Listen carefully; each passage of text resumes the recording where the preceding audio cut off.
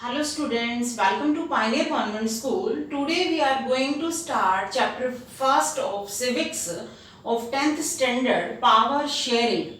And in this chapter we will discuss about power sharing and why power sharing is desirable and what are the results of power sharing. Power sharing जैसे name से ही पता चल रहा है that power is shared among different social groups between the different levels of government and organs of government कि democratic countries में power shared की जाती है but in non democratic regimes power is vested only in one hand कि एक single व्यक्ति के पास ही power रहती है और वही अपने accordingly सारे decisions लेता है।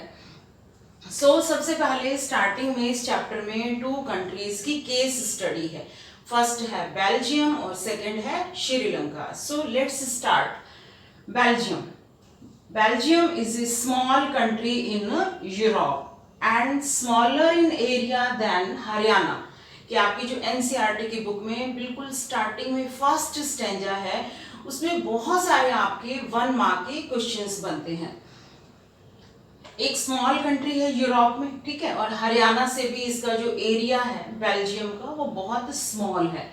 नेबरिंग कंट्रीज क्या है, यानी कि इसके जो बॉर्डर पे जो कंट्रीज हैं वो हैं France, Netherlands, Germany and Luxembourg. This is also 1 mark important question. And population कितनी है बेल्जियम की? Little over 1 crore, about half the population of Haryana. कि हरियाणा का ही देखो यहाँ पे एग्जाम्पल दे रहे हैं कि हरियाणा से स्मॉलर एरिया है, पॉपुलेशन जो है वो भी हरियाणा से कम है, हाफ है। Now ethnic composition. Ethnic composition मतलब कि यहाँ पर कौन कौन से कल्चर के लोग रहते हैं, डिफरेंट कौन सी मतलब लैंग्वेजेस के लोग रहते हैं। तो एथनिक क्या है? What is ethnic? Is social division based on shared culture.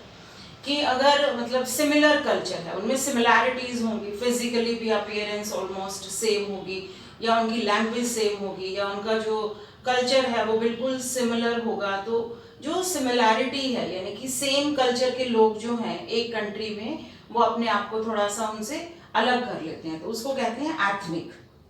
Now ethnic composition.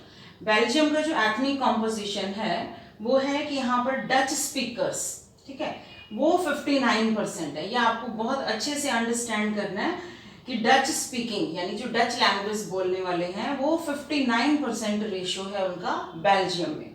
But वो कहाँ रहते हैं? फ्लैमिश रीजन में। यानी रीजन मीन्स कि एरियाज, जो डिफरेंट एरियाज हैं। तो यहाँ पर बेल्जियम में एक मेनली फ्लैमिश रीजन है और एक वैलोनिया रीजन है, ठीक है। तो डच स्पीकर्स जो हैं वो 59% हैं और फ्लैमिश रीजन में रहते हैं, और जो फ्रेंच लैंग्वेज बोलने वाले हैं वो 40% हैं और वो वैलोनिया रीजन में रहते हैं।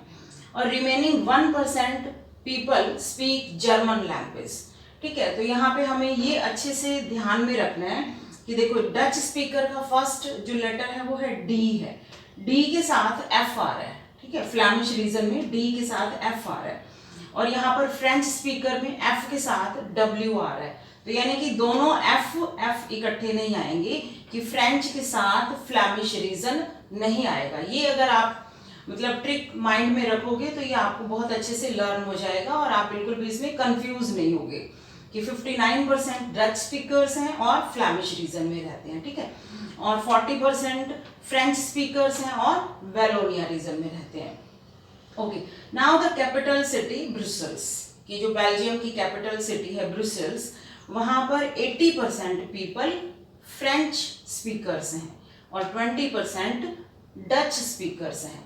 तो इनका अगर हम कंपैरिजन करें कि ओवरऑल कंट्री में जो फ्रेंच स्पीकर्स हैं वो कितने हैं?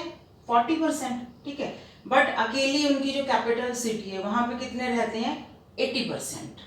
वहां पे मेजॉरिटी है, वहां पे फ्रेंच स्पीकर्स की संख्या ज़्यादा है, और जो ओवरऑल कंट्री में 59% है डच स्पीकर्स, वो इनकी कैपिटल सिटी में 20% है, यहाँ पे वो कम रहते हैं, यानी यहाँ पे उनकी डच स्पीकर्स की संख्या कम है। तो ये बहुत इंपॉर्टेंट है एथनिक कॉम्पोजिशन। ये 3 मार्क्स में भी पूछ लेते हैं, 1 मार्क में भी आ जाता है एग्जाम में। Okay, now tensions during 1950s and 1960s के दोनों सोशल ग्रुप्स हैं, ठीक है, डच स्पीकर्स और फ्रेंच स्पीकर्स, और 1% जो है वो जर्मन स्पीकर्स हैं। तो दोनों सोशल ग्रुप्स के बीच में 1950 से लेके 1960s तक, मतलब एटलीस्ट 1 डिकेड यानी 10 ईयर्स तक इनके बीच में टेंशंस रही। क्या रीजन था उसका कि Dutch speaking community goat the benefits of economic development and education much later, ठीक है। ये जो डच स्पीकर्स है ना, जिनकी ओवरऑल कंट्री में मतलब 59% रेशियो है कि ज़्यादा लोग रहते हैं डच स्पीकर, उनको एजुकेशनल और इकोनॉमिक बेनिफिट्स बहुत बाद में मिले थे और फ्रेंच वालों को पहले मिल गए थे, ठीक है। हालांकि फ्रेंच की संख्या कितनी है, ओनली 40% है, तो भी उनको जो है बेनिफिट्स पहले मिल गए थे। तो यही मेन रीजन था यहाँ पे इन दोनों सोशल ग्रुप्स के बीच में टेंशन का। But in Brussels it was more acute, कि जो कैपिटल सिटी थी वहां पे तो टेंशन बहुत ही ज्यादा थी। क्यों? क्योंकि वहां पे तो देखो फ्रेंच स्पीकर्स कितने हैं, 80% है, और उनको जो है एजुकेशनल और इकोनॉमिक बेनिफिट पहले मिल गए और डच स्पीकर्स को बाद में मिले। तो ये जो है हमारा यहाँ पर पूरी सिचुएशन बेल्जियम की है। इसके बाद अनदर कंट्री है श्रीलंका, इसकी भी हम केस स्टडी कर लेते हैं। It is an island nation, कि हमारे जो इंडिया के मैप में आप देखते हो बिल्कुल सदर्न बॉर्डर पे जो है वो श्रीलंका है, and has about 2 crore population, same as in Haryana, ठीक है, हरियाणा जितनी लगभग इसकी पॉपुलेशन है। नाउ डाइवर्स पॉपुलेशन, यहाँ पर भी डाइवर्सिटी है, डिफरेंट डिफरेंट लैंग्वेजेस के लोग रहते हैं। सिन्हाला इनकी यहाँ पर मेन लैंग्वेज है, और सिन्हाला स्पीकर्स कितने हैं, 74%, और तमिल स्पीकर्स 18%, ठीक है। नाउ जो तमिल स्पीकर्स हैं उनके आगे 2 सब ग्रुप्स हैं। फर्स्ट है श्रीलंकन तमिल्स जो 13% है। अब ये श्रीलंकन तमिल्स कौन है? These are the native people of Sri Lanka, यानी कि ये स्टार्टिंग से ही श्रीलंका में रह रहे हैं। दूसरे हैं इंडियन तमिल्स जो यहाँ पर 5% है, ठीक है।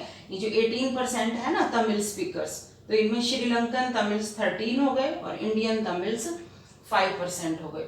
और ये इंडियन तमिल्स कौन है?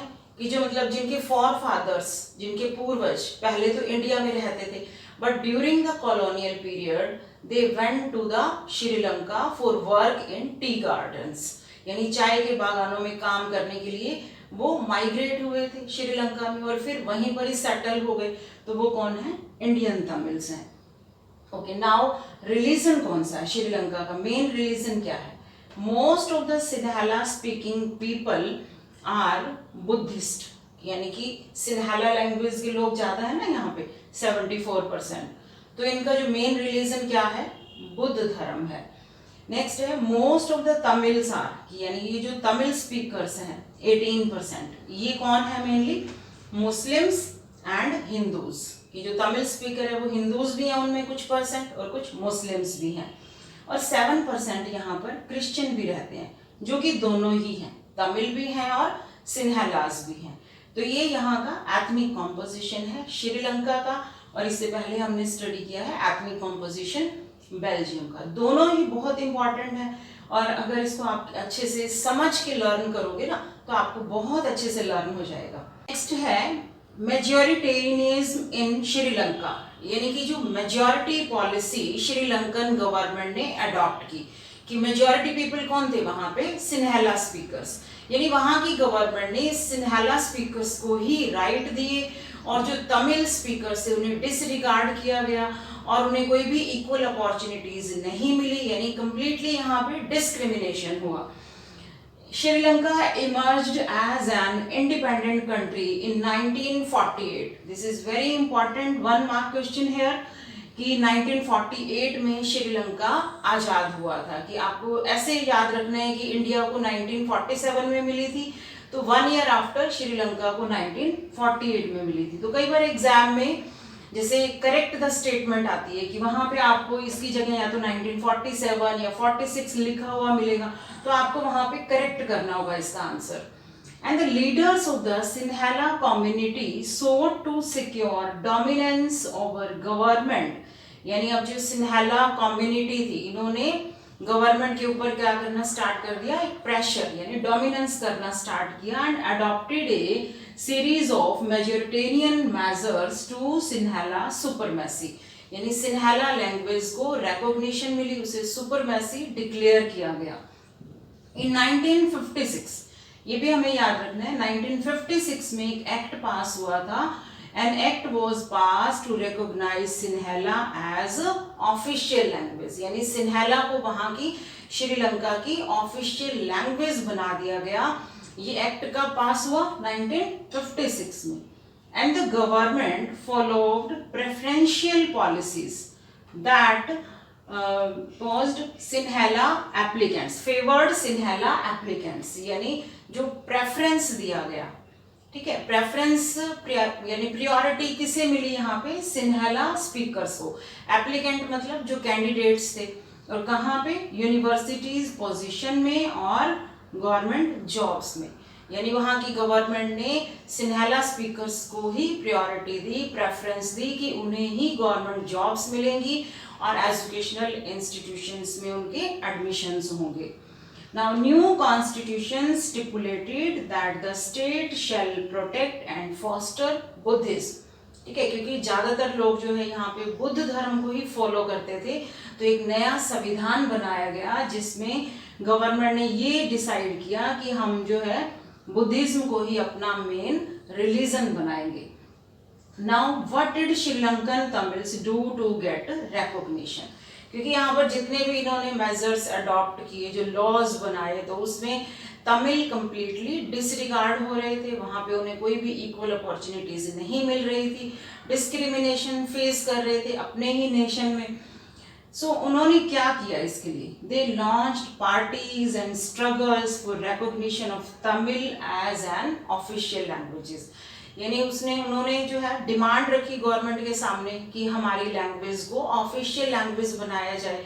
उन्होंने पॉलिटिकल पार्टीज और ऑर्गेनाइजेशन बनानी स्टार्ट कर दी। They demanded regional autonomy and equality of opportunities in securing education and jobs, कि जहां पर श्रीलंकन गवर्नमेंट ने सिर्फ और सिर्फ सिन्हाला स्पीकर्स को ही प्रायोरिटी दी कि उन्हें ही एजुकेशन इंस्टीट्यूशन में एडमिशंस और गवर्नमेंट जॉब्स मिलेंगी, तो इन्होंने डिमांड की कि तमिल स्पीकर्स को भी अपॉर्चुनिटी मिले, कि उन्हें भी गवर्नमेंट जॉब्स मिले और आगे एडमिशंस मिले। By 1980s, several political organizations were formed demanding in independent Tamil Elam, ठीक है, बहुत सारी जो है ऐसी पॉलिटिकल ऑर्गेनाइजेशन बन गई जिन्होंने तमिल एलम की डिमांड की। एलम यहाँ पे क्या मीनिंग है, स्टेट, यानी कि अगर उन्होंने कहा कि भाई हमारी डिमांड पूरी नहीं होती है तो हमें जो है हमारा एरिया अलग कर दो, हम अपनी एक अलग कंट्री बनाएंगे, यानी कि अलग हमारी गवर्नमेंट होगी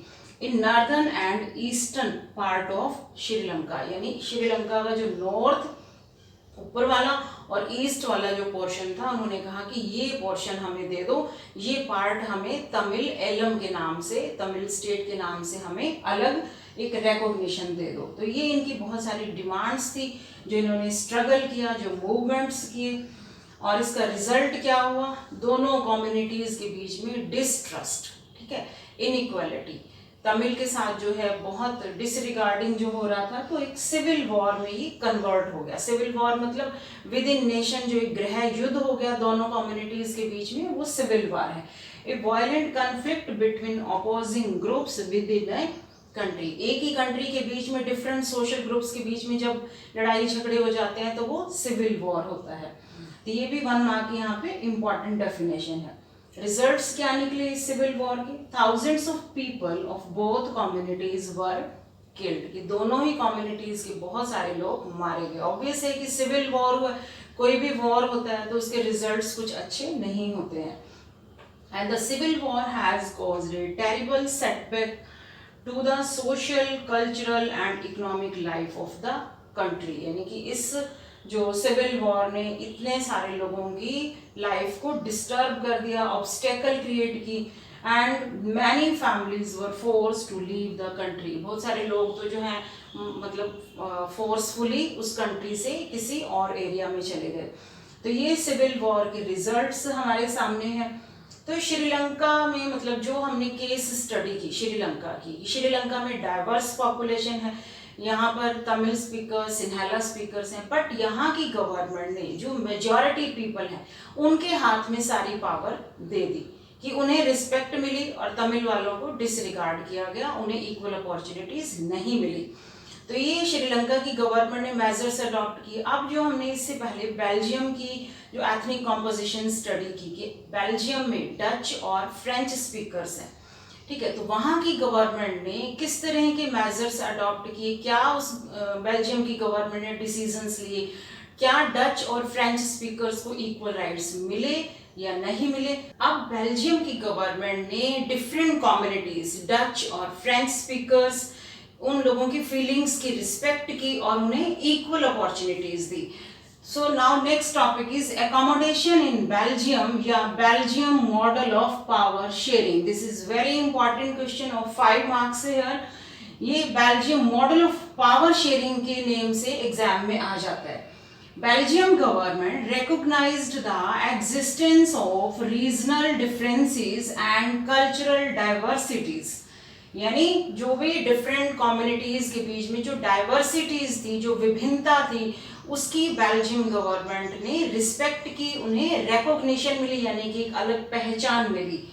Between 1970s and 1993 they amended their constitution 4 times, कि अपने जो है संविधान को उन्होंने 4 टाइम्स अमेंड किया, चेंज किया, कि जब तक एक सेटिस्फैक्ट्री कॉन्सिक्वेंस रिजल्ट सामने नहीं आ जाता तब तक वो अपने कॉन्स्टिट्यूशन में अमेंड करते रहे।